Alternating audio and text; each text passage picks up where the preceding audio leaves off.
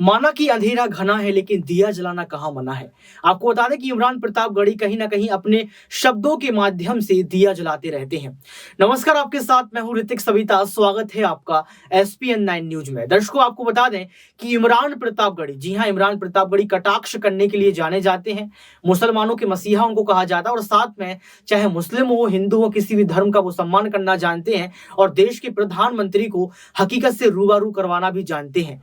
आखिर क्यों इमरान प्रतापगढ़ी यहाँ पर शायरियों के माध्यम से देश की सच्चाई को बताते हुए नजर आते हैं? आखिर क्यों यहाँ पर इमरान प्रतापगढ़ी जो है देश के प्रधानमंत्री पर सवाल खड़े कर रहे हैं? देखिए इस वीडियो को। हम आतिशे सोजा में भी हक बात कहेंगे, हम आतिशे सोजा में भी हक बात कहेंगे, कुंदन की तरह दहर में ताबिंदा रहेंगे।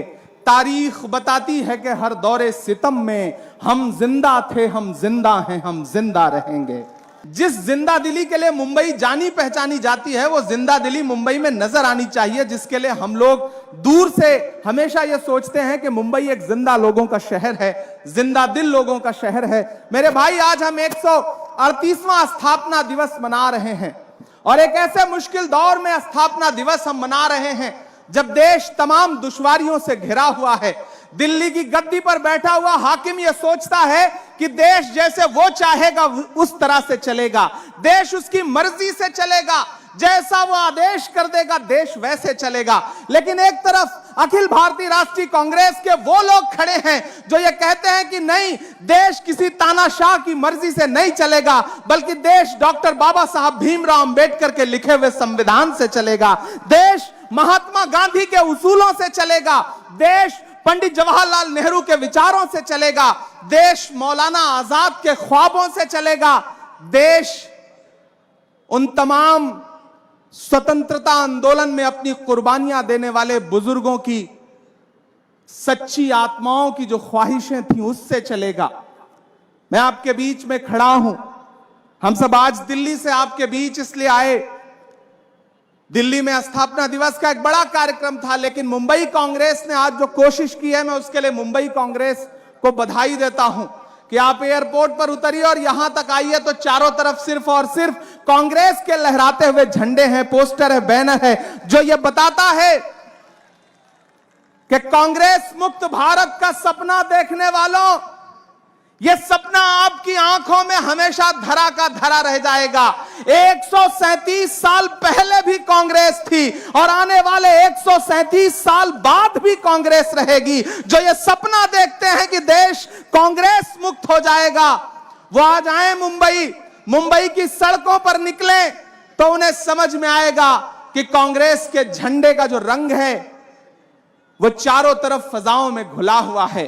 मेरे भाई, हमारे पास 137 साल की विरासत है और अपने बुजुर्गों की विरासत का जश्न मनाना, अपने बुजुर्गों की विरासत पे बात करना, यह हमारी बुनियादी जिम्मेदारी है। याद करिए 1947 के वक्त का हिंदुस्तान, किन लम्हों में यह देश पंडित जवाहरलाल नेहरू जी को मिला था, महात्मा गांधी को मिला था, मौलाना आजाद को मिला था, बाबा साहेब को मिला था। और वहां से आज जब देश यहां खड़ा है तो आप अंदाजा लगाइए कि कितनी कुर्बानियां, कितना खून पसीना शामिल है इस देश की बुनियाद में कांग्रेस के लोगों का। आज जब पार्लियामेंट में खड़े होकर के प्रधानमंत्री जी कहते हैं बताओ 70 साल में कांग्रेस ने क्या किया, मैं भी बैठा हुआ था उस दिन, तो आवाज आती है अपने भाषण में, हर भाषण में, बताओ कांग्रेस ने 70 साल में क्या किया। तो खड़गे साहब आगे बैठे हुए थे, उन्होंने पलट के दूसरे साथी से कहा कि मत बताना, बता दोगे कि ये किया तो ये उसको भी बेच देंगे, इनका काम सिर्फ बेचने का है और कोई काम नहीं है इनका। पिछले 70 साल में जो कुछ कांग्रेस ने किया है, पिछले 7 साल में, 7.5 साल में भारतीय जनता पार्टी ने सिर्फ और सिर्फ उन बुनियादी चीजों के बेचने के अलावा किया ही क्या है। कभी कैफी आजमी ने कहा था कि यह जमीन तब भी निगल लेने पर आमादा थी। कांग्रेस का जो पूरा इतिहास है उसे जब मैं देखता हूं, जब मैं महसूस करता हूं, तो मुझे अक्सर कैफी याद आते हैं कि यह जमीन तब भी निगल लेने पर आमादा थी, यह जमीन तब भी निगल लेने पर आमादा थी। पांव जब टूटती शाखों से उतारे हमने, उन मकानों को खबर है न मकीनों को खबर, उन दिनों की जो खलाओं में गुजारे हमने। हाथ ढलते गए सांचे में तो थकते कैसे, हाथ ढलते गए सांचे में तो थकते कैसे, नक्श के बाद नए नक्श निखारे हमने, कि ये दीवार बुलंद और बुलंद और बुलंद, बामोदर और जरा और संवारे हमने, आंधियां तोड़ लिया करती थी शम्मों की लवें, जड़ दिए इसलिए बिजली के सितारे हमने। आज की रात बहुत गर्म हवा चलती है, आज की रात ना फुटपाथ पे नींद आएगी, सब उठें, मैं भी उठूं, तुम भी उठो, तुम भी उठो, कोई खिड़की इसी दीवार में खुल जाएगी। मेरे भाई, जो ये सोचते हैं कि देश का सारा सिस्टम उनके कब्जे में है, जो ये सोचते थे कि कोई भी शख्स अब उनके सामने खड़ा नहीं हो सकता, लेकिन एक अकेले शख्स ने इस कड़कड़ाती ठंड में भी एक टी शर्ट और एक ट्राउजर में कन्याकुमारी से निकल के दिल्ली पहुंच करके यह बता दिया कि तानाशाही हुकूमतें कितनी भी ताकतवर क्यों ना हो जाएं, लेकिन कोई गांधी के रास्ते पे चलता हुआ जब आगे बढ़ता है तो बड़ी बड़ी हुकूमतों को डर जाना पड़ता है। मैं सलाम करूंगा अपने नेता राहुल गांधी जी को कि वो जब कन्याकुमारी से निकले तो हम सारे लोग इस बात के गवाह हैं, यहां बैठा हुआ हर नेता इस बात का गवाह है कि जिस तरह से वो कन्याकुमारी से चले तो सब सोचते थे कि कितना दिन चलेंगे, कितनी दूर चलेंगे, लेकिन याद करिए 4 दिन पहले जब वो दिल्ली में इंटर कर रहे थे तो पूरी की पूरी सरकार, प्रधानमंत्री समेत इस बौखलाहट में थे कि कैसे इनको दिल्ली में आने से रोका जाए। मेरे भाई, ये है हमारे नेता की ताकत, ये है राहुल गांधी की ताकत। मैं उनको सलाम करता हूं। भाषण आप बहुत सारा सुन रहे हैं, मैं चूंकि शायर हूं तो मैं कोशिश करूंगा कि मैं अपने लहजे में बात कर लूं। मैं एक नज्म आखिर में सुनाना चाहता हूं ताकि आप हमारे मेहमान खुसूसी का स्वागत करने के लिए तैयार हो जाएं, मुख्य अतिथि का स्वागत करने के लिए तैयार हो जाएं। बस आपसे छोटी सी गुजारिश है कि थोड़ी सी जिंदा दिली मुझे और आपकी चाहिए। इधर जो बाईं तरफ हमारे तमाम साथी बैठे हैं दूसरे स्टेज पे, मैं उनका भी स्वागत करता हूं। एक एक का नाम ले पाना बहुत मुश्किल रहेगा, लेकिन मेरे भाई, ये लड़ाई बहुत बड़ी है और इस लड़ाई में हमें एक एक शख्स को जोड़ करके आगे बढ़ना है, तब जाकर के हम इस लड़ाई पर उनका मुकाबला कर पाएंगे। मैं एक बहुत छोटी सी नज्म आपको सुनाता हूं। आज रास्ते में आते आते जो नज्म हुई है वो नज्म आपको सुनाऊंगा। वो एक शख्स जिसका पोस्टर लगा हुआ है, जिसका कटआउट खड़ा है, जिसका नाम है राहुल गांधी। मैं यात्रा में चल रहा था तो केरल में किसी पत्रकार ने मुझसे कहा कि इमरान साहब, आप राहुल गांधी जी के साथ चल रहे हैं, कैसा महसूस कर रहे हैं? तो मेरे जवाब को अपना जवाब समझना। मैंने कहा कि अगर मैं महात्मा गांधी के दौर में पैदा हुआ होता तो अंग्रेजों के खिलाफ उनके साथ भी पैदल चल रहा होता।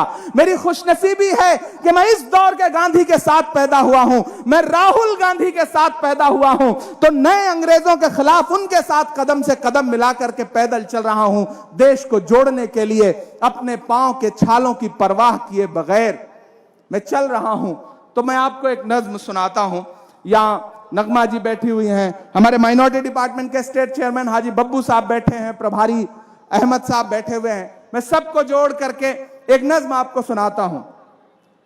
कि हिंदू मुस्लिम सिख ईसाई सबका प्यारा राहुल भाई।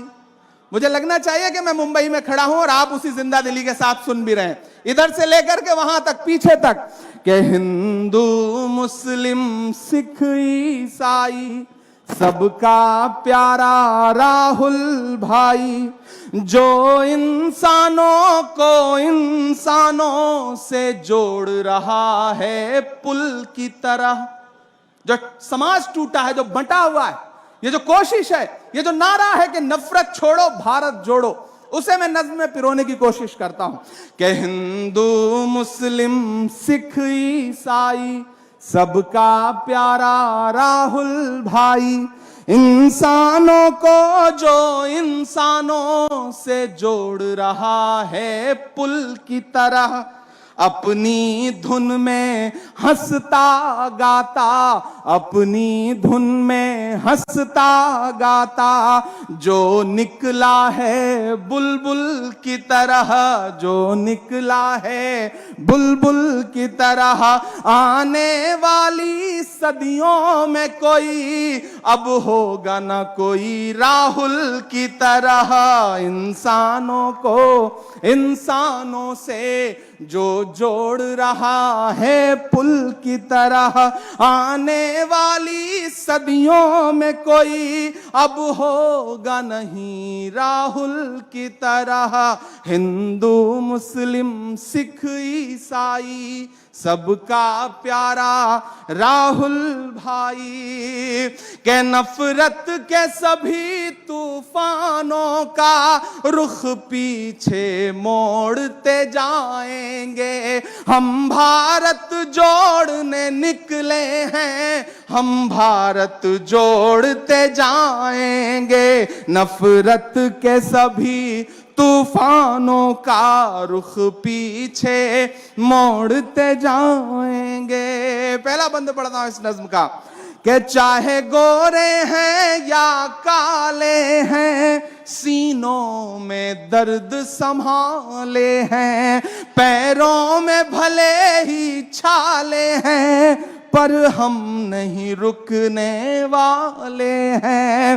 होठों पे सभी के एक नारा, होठों पे सभी के एक नारा, और सबके दिलों में एक लगन। आबाद रहे ये अपना वतन, जिंदाबाद रहे ये अपना वतन। हर एक कदम पर चाहत की एक दुनिया छोड़ते जाएंगे। हम भारत जोड़ने निकले हैं, हम भारत जोड़ते जाएंगे। नफरत के सभी तूफानों को। आखिर में अपनी नज्म को का आखिरी बंद आपको सुना करके अपना सफर खत्म करता हूं। हम भारत जोड़ने निकले हैं, हम भारत जोड़ते जाएंगे। के तूफान आए बारिश आए मुमकिन ही नहीं थक जाएंगे। तूफान आए बारिश आए मुमकिन ही नहीं थक जाएंगे। जुड़ने की जो आखिरी हद होगी, हम लोग वहां तक जाएंगे। तो देखा आपने इस वीडियो को देखने के बाद आपको पता लग गया होगा कि किस तरीके से इमरान प्रतापगढ़ी जो है यहाँ पर बड़ा खुलासा कर रहे हैं और देश की सरकार से सवाल पूछ रहे हैं। तो क्या ये जो मुद्दे हमारे देश में हैं उनसे भटकाने का प्रयास देश के प्रधानमंत्री कर रहे हैं? इमरान प्रतापगढ़ी की बातों में कितनी सच्चाई है दर्शकों, आप कमेंट बॉक्स में जरूर बताएं। आज के इस खास प्रोग्राम में बस इतना ही। देखते रहिए SPN9 न्यूज।